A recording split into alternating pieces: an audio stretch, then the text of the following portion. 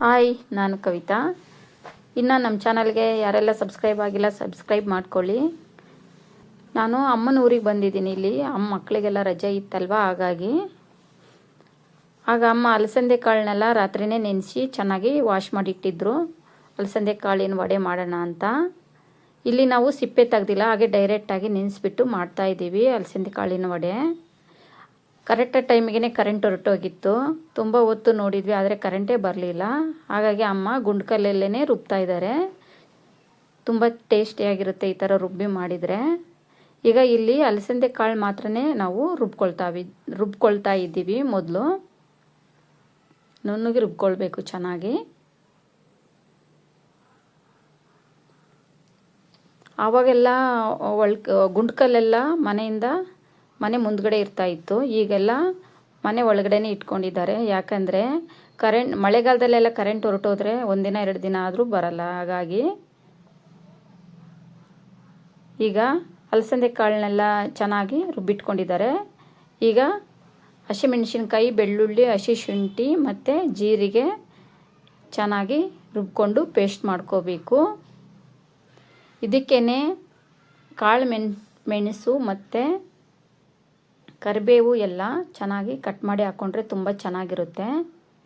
ಇಲ್ಲಿ ಅಮ್ಮ ಹಸಿಮೆಣಸಿನ್ಕಾಯಿ, ಬೆಳ್ಳುಳ್ಳಿ ಮತ್ತು ಜೀರಿಗೆ ಎಲ್ಲ ಪೇಸ್ಟ್ ಮಾಡ್ಕೊಳ್ತಾ ಇದ್ದಾರೆ.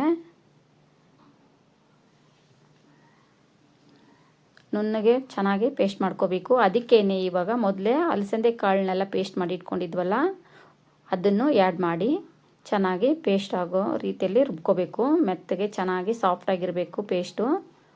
ಆಗ ಚೆನ್ನಾಗಿ ವಡೆ ಚೆನ್ನಾಗಿ ಬರುತ್ತೆ.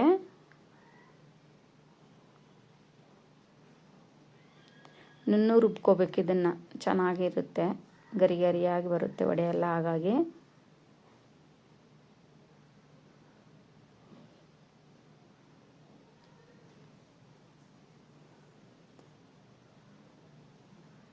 ಅಮ್ಮ ಇಲ್ಲಿ ಚೆನ್ನಾಗಿ ನುಣ್ಣಗೆ ರುಬ್ಕೊಂಡಿದ್ದಾರೆ.